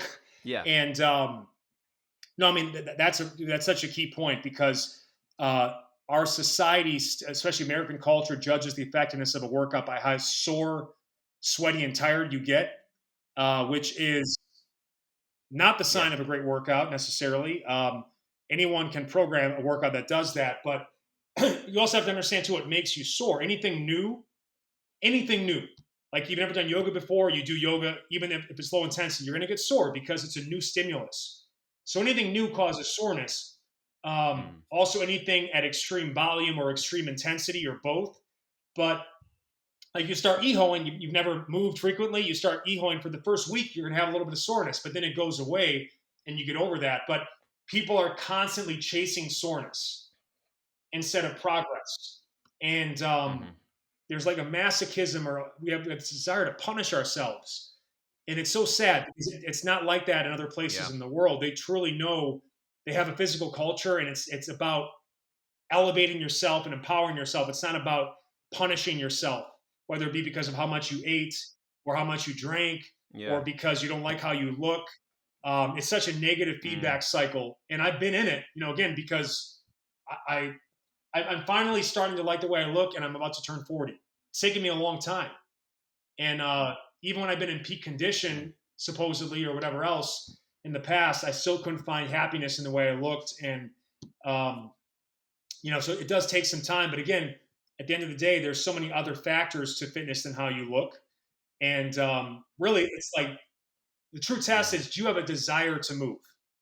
Because if you have a desire to move, it's likely that you have good range of motion, you're not in pain, um, and you Mm, genuinely want to do it for the joy of movement. When you do it out of a desire to compete or to punish or to offset, it never works out, man.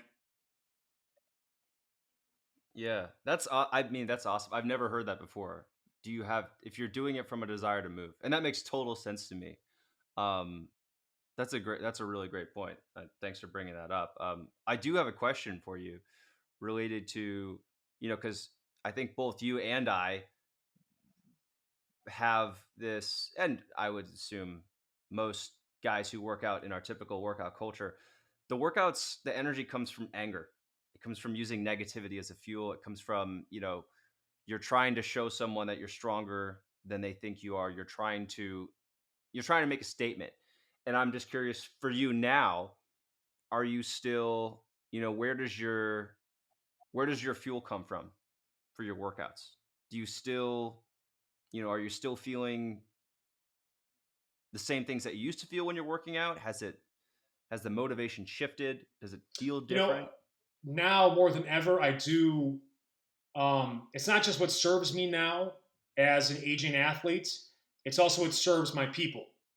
You know, like for you, yeah, you could have done Mm, yoga and then taken 5 years off and still know how to program yoga, but it's different when you're actively practicing, right? Because you're like, I like to do the programs with my people because I have a connection to it and them. I know what they're going through. I can better speak to their experience. I'm not saying that I don't have like for example, people don't have a sled, so the sled training I do is not necessarily something they can follow. Some people have gotten the sled since I've started talking about it, but for the most part, though, like I live it and I walk the walk of what I preach and teach. And a lot of my, in terms of desire, is just um, I don't want to take it for granted, man. I've been in pain before. Like, there's nothing worse. And actually, about a month ago, I had it's just like it was a series of misfortunate events, and then I was filming something and I hurt my lower back. And that night, man, it was 8 hours of the most excruciating pain I've ever had in my life. I was in tears. Never felt pain like that before, wow. and I had to take painkillers to get through the day for like a week. It was humbling. Like it was, I felt like Christian Bale in The Dark Knight Rises, the backbreak scene when then he's in the cell. You ever seen that movie? Oh, I love that scene. And Yeah. the best Batman, by the way, hands Yes. down, in my opinion. Um, and a true physique, like that guy could go up and down 100 pounds in 6 months. He is the legend Right. of physique That's crazy. transformation. He's mentally that guy goes somewhere else, but uh, he's such a good actor because I was making the sounds he makes in that scene when he's trying to get up and the guy sets his back and puts him in the traction device, like the medieval chiropractor. And so Right. a lot of it that was like, man, that was humbling because that was the first time I hurt myself filming content, and I didn't warm up properly, and I woke up with a stiff back that day, and it's like, well, this is it. This happens, and so I have a great desire to stay out of pain, and I have a great desire to help other people get out of pain and stay there as well because um, that's the stage of life right now, man. It's like we're trying to become as well rounded as possible. Um, Strength and size matter much less than mobility and stamina, and you just having joy with movement. And Mm, again, like I've kind of killed my ego with the training because um, my best workouts are with lighter loads. It's about to hit the summer here in the desert, which means in the 100 to one, it goes up to like 120 some days. And I like to embrace the heat. I don't run from it. Like, people don't leave the house. They don't go outside. I couldn't believe it. It's like mm. a death zone here during the summer. Well, you're from you're from Wisconsin, and I'm from Ohio, so I also sympathize with that because now I'm in Austin, Texas. I'm like, it's sunny. Let's go outside. They're like, no, it's hot. I'm like, but it's Well, sunny. it's so funny to me. People will pay big money to do hot yoga, but they won't do yoga outside in the sun. You know what I do? I have this black mat that the sun hits it, and then I put a carpet over it, and it's like a giant heating pad. And I'll do all my uh, Mm, kneeling work, get ups, squatting, lunging on it, and like, dude, the positions I can get into just because it's a constant convection pad. Um, so like typically, uh, where like you start a workout and it's just tough to get into a kneeling position because you got stiff knees.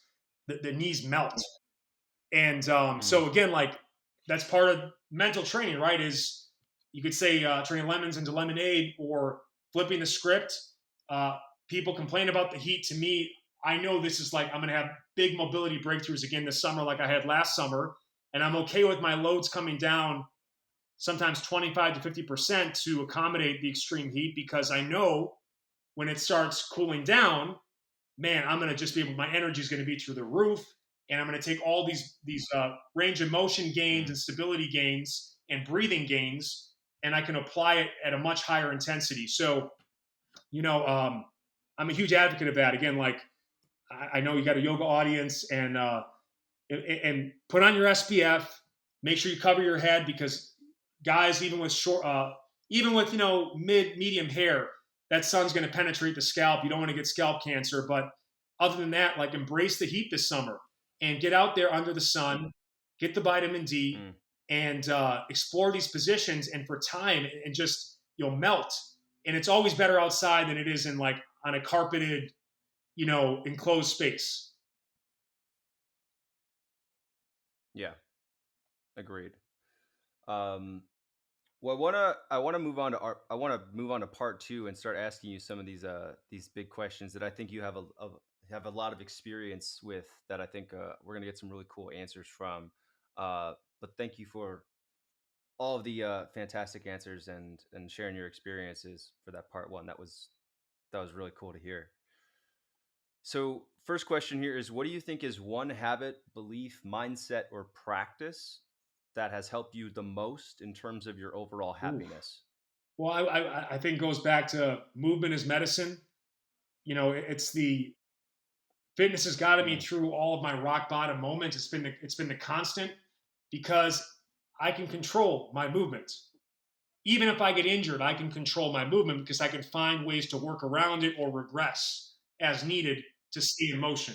But I can't right. control the algorithm on social media. I can't control people that want to spend money with us or not. I can't control politics or climate. You know what I mean? But so that's really important. Is I say it all the time to our members: focus on what you can do, not what you can't, and um, control what you can. And you can always control your attitude, your effort, and you can always move. So that's pretty important, man. It's been a guiding principle in Hmm. my life, and even during all the stuff that we talked about earlier that happened during the pandemic. Um, I had never been more locked into my exercise. I think it was the only thing that kept me grounded in some sort of reality. And I also have to credit members of the Mm, dailybeach.com who I was still programming for and showing up for. Many of them not knowing what I was going through personally at the time, but service to others is always great, because there's going to be times in your life when things aren't going to go well. And this is why it's important to have friendships, because sometimes your life sucks, but your friend gets a promotion, or they have a new child in their life, and you can start to take joy in other mm, people's successes. And that's important, because life is not nonstop happiness or success for you. But if you have enough of a community and you are in service to others in some way, and again, it's paid service, but it's still service. And what I'm talking about, mhm, I start to take those small wins, I make them my wins, and not to take away from their effort, but you know, um, mm, it's always great to have the ability to find success in other people's work, um, or people you care about, especially when you can contribute to it in some way. mhm. Yeah, I think that's a great answer. Um, what is one thing that you do for your health that you think is overlooked or undervalued by Walking, other people? I do it every day. It's the one thing I think we Walking. all can do until the day we die, or should hope Yeah. to be able to do. And I think it's often maligned because, Hmm. yeah, it's not going to be it's not the holy grail of fat loss the way people traditionally think. But if you train at least a couple days a week, you train your full body a couple days a week, you focus on mostly protein and produce, and you have a flexible eating approach, meaning like maybe one or two meals a week, you kind of indulge in moderation, and you sleep well. Walking becomes a potent fat burner. Now, doing only walking, it may not Hmm. be, you may still have some body fat, but if you do some sort of full body resistance work or mobility work, and then you add walking on top of that's when, like, people get people get sustainably lean. So beyond all the mental health benefits and Hmm. cardiovascular benefits and mood benefits, which for some reason we've discounted, because we went through this period of time, everything was so superficial. Hmm. What helps you lose weight? Because of the obesity epidemic. But maybe Right. people, if they weren't so unhappy because they're worried about losing all this weight and trying to do biggest loser style workouts that make them feel horrible about themselves and that hurt, and that they end up gaining the weight back and more, because you can't sustain that level of intensity. and that level of you know working out all day and starving yourself. But no one wants to commit to just a daily Right. walk and see what happens in 3 to 5 years. Nope. It's not sexy enough. Yeah. Well, you're actually that's walking has come up a lot on this podcast, as has journaling as well. I think that's but walking is like one of the biggest things that comes up. And long walks, not just like going for like walking for as long as you need to. That's what has been consistently said. Walking for as long as you need to, not just like going for a quick walk, but walking for as long as you need to. So By the hours way, if it's one of the if it needs to EHO be. things because you can do a couple minutes of walking every hour in the hour. You can just get up, go to the bathroom, get up, grab some water, and at the end of the day, you've walked for 20 to 30 minutes. So don't tell me you can't fit it in. You're choosing not to. You're not prioritizing it. Or you can march in Right. place, or you can do single leg balance holds. Right? I mean, so there's those are still ways to train your gait, even if you're not actually moving. Um, so yeah, man, it's a commitment to make, and it's again, if there's a place to start, we don't have a choice. We have to walk. So might as well make it a habit. Hmm. Yeah. Agreed. All right. What's the most important activity you I can't say regularly do for your overall stress management? I guess it would have to be the breathing work. I love to elevate my legs against a wall and get rid of the inflammation on Mm. my legs and kind of restore my pelvic positioning. That's great. My sister-in-law my sister-in-law saw a TikTok about that I think a few months ago, and she's been doing like 12 minutes up the wall every night. It's dude, it's very restorative. Here's like I was gifted these things called Normatex, which is an air operated compression device. And I Yes. love my favorite thing. My wife and I like every Thursday. So Thursday is our like quote unquote cheat or treat day. But because we're in the desert, we kind of have like these hydration parties where I'll get a bunch of like G Okay. zeros, lots of water, fresh pineapple, watermelon, um, and some avocado oil chips. So healthier oils, some thin crust Hmm. pizza, some sushi, but then I'll put my legs in these Normatex and elevate them a little bit on a ramp for a couple hours. I watch a movie. That's one of my favorite Mm. things. Like that, that gets me. It's like a recovery party. It's like when you prioritize recovery, you put in the work. It doesn't have to be damaging. You can actually choose healthier foods, and you just tend to have them maybe a little bit more. I have maybe a little more pineapple than I would normally, instead of it being like Hostess cakes. Yeah. That sounds awesome. That sounds like a great afternoon. Um that just made me think of how when I was still going to the bars, I would love it if like in addition to like all the alcoholic drinks, obviously, if they had like juice shots or if they had like, they had Oof. like ginger shots or like healthy drinks next. I would just be crushing I would be crushing elixirs Dude, I mean, instead of I'm a huge advocate instead of of alcohol. vitamin C loading. So there's a particular brand of orange juice called, it is my favorite. So Uncle Matt's Organic, the ultimate immune. Mm, 1 cup has like 300% vitamin C, and vitamin C is very important for recovery and anti-inflammation. So, you know, I'll treat myself to a couple glasses of orange juice. And again, like I know, like juice is considered like the definition of sin. Like avoid liquid calories, all this stuff. I used to be on that tip, but again, I'm a very active individual. The leaner you get and the more active you are, the more carbohydrate your body can tolerate. Muscle is like a blood sugar sponge.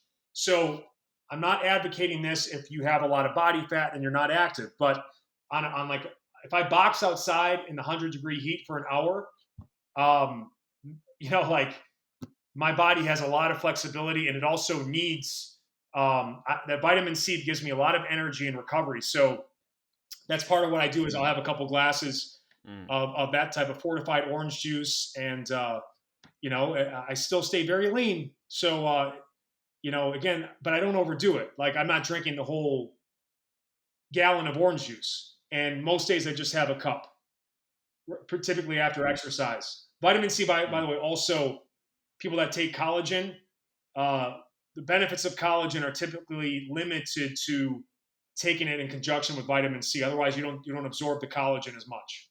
So if you're making like a shake and you want to throw in some collagen protein, um, Yeah. use a cup of orange juice as a liquid base.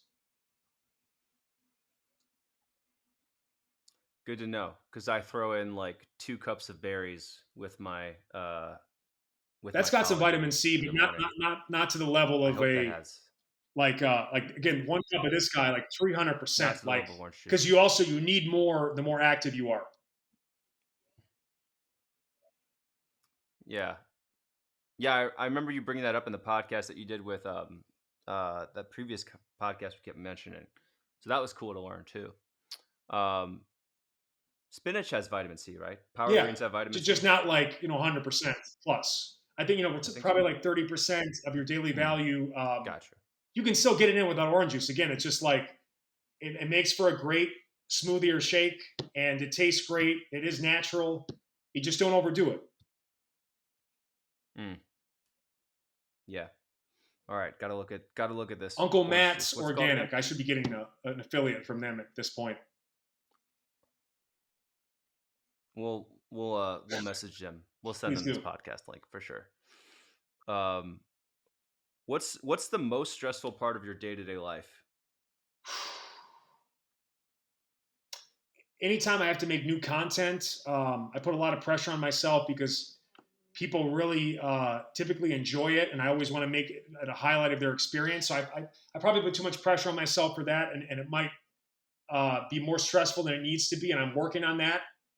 Typically by like limiting the amount of time I can put into it, because like Mm, when you deal with perfectionism, you'll work until it's due, but then you waste all this time over fixing when it was probably done in the first hour of work, and you spend like 5+ days on it.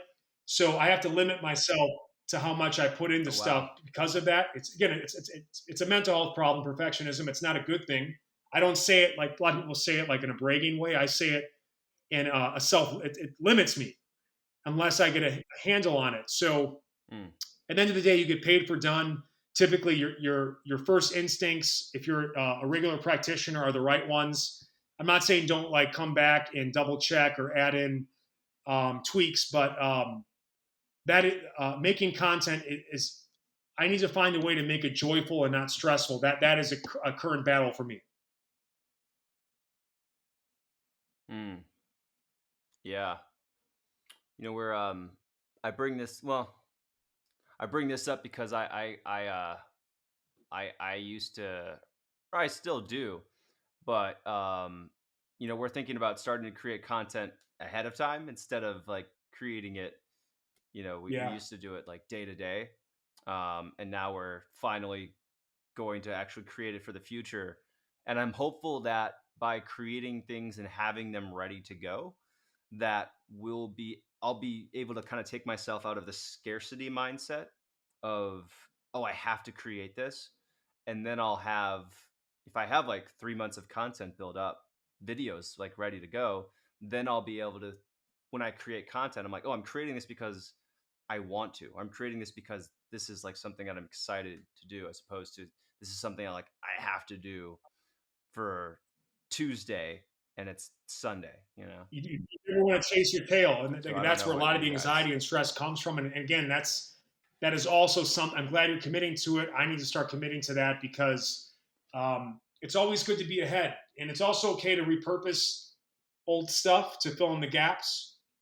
I mean, my ego was not Mm, wouldn't have allowed me to do that even a year ago, because it's all if it's not new, it sucks. mm, That was my mindset.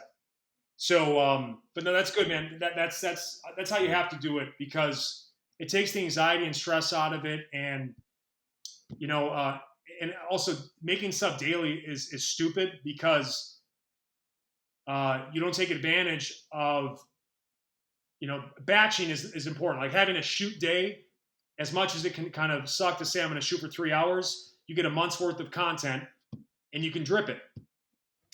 And the hardest part is the setup and Mm. just starting to shoot. And once that's going, you get into the flow. So just like a workout. Um, and Yeah. when we tried to do it like daily, it's just so stressful to like have to get out there and well, still like sometimes you got to go and get a clip or something like that. But it's not a good practice for Yeah. longevity in the content creation game. Yeah. Yeah. Keep on bringing up flow. Flow. Have you read the book Flow by No, Mihai Csikszentmihalyi? Okay, it's an awesome book. It's actually one of my top. It's probably my top book actually. I read it like once a year, but it goes into it's called Flow: The Psychology of Optimal. What is it? I'm blanking on the title. But it's called Flow. The Psychology of Optimal Experience. And it's the guy who came up with the concept of flow, and he goes into all of the different parts that are required by flow, but then he transcends that into building a lifestyle around flow. And just because you brought it up so many times, it's just I've I haven't considered that many types of tattoos, but I do want to figure out how can I get some sort of symbol for flow on my forearm just to remind myself. Make sure you're trying to I'll have do to check it something in out flow because right I now. use that word a lot, as you could tell. It's a powerful word, man. It means a whole lot Yeah, it's a in almost every setting. yeah, I agree. All right, here's the big one. What do you think is the biggest challenge facing men in their well-being right now? Ego.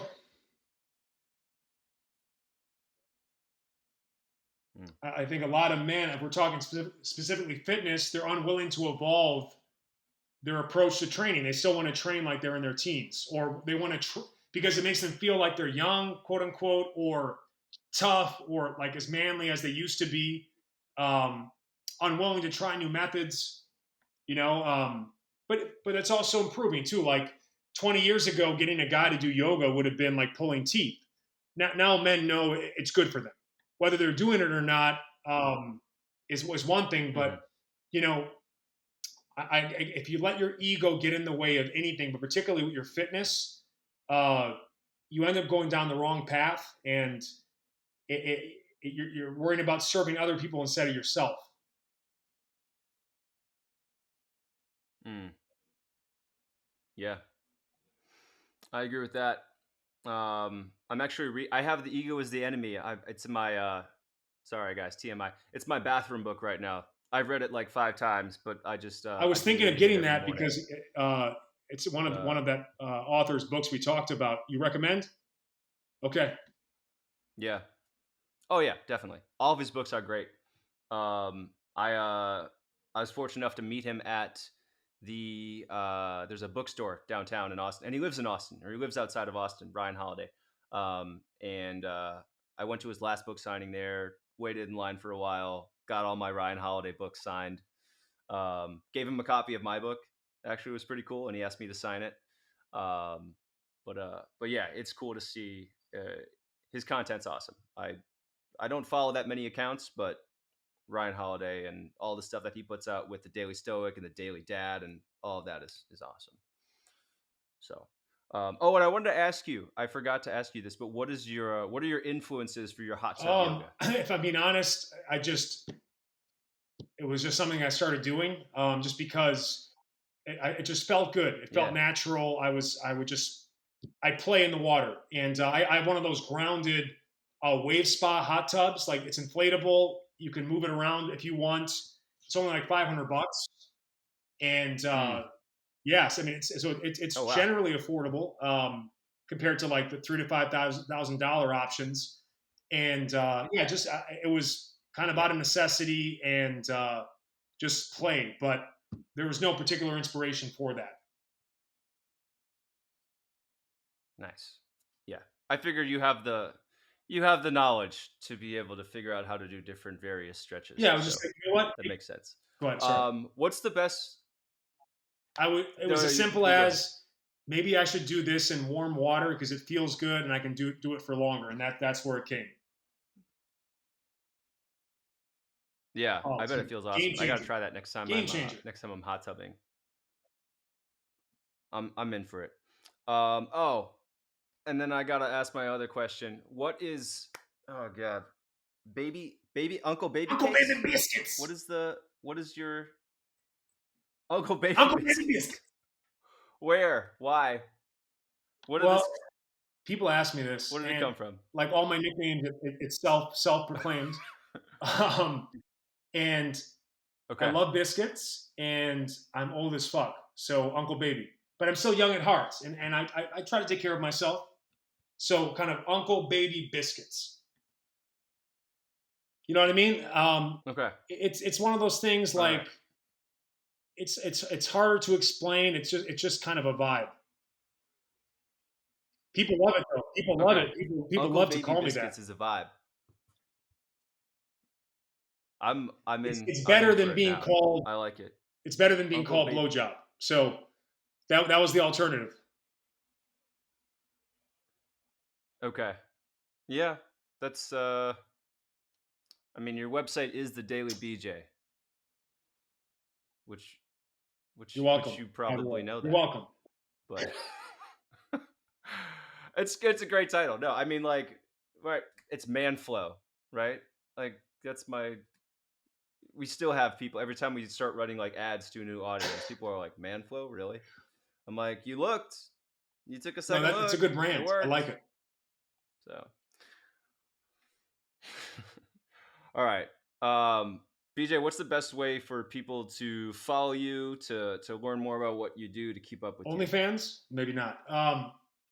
My website is bjgaddour.com, and uh, I'm at bjgaddour, BJGADDOUR on all social outlets. So you can find me there, and but the website's the best place. Also have a podcast called the Get Some Gains podcast, and yeah, man, lot of stuff in the works. Awesome. Cool. Well, keep me updated on that. I'd love to see it.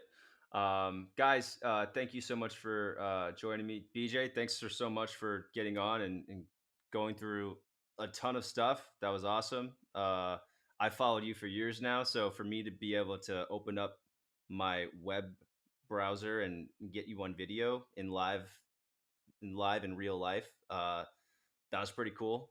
So Dude, it's an honor, thank you. and just so you know, It too, was you great had to talk asked with you. before, and I just wasn't mentally ready to talk. So that's why I accepted the latest, Mm.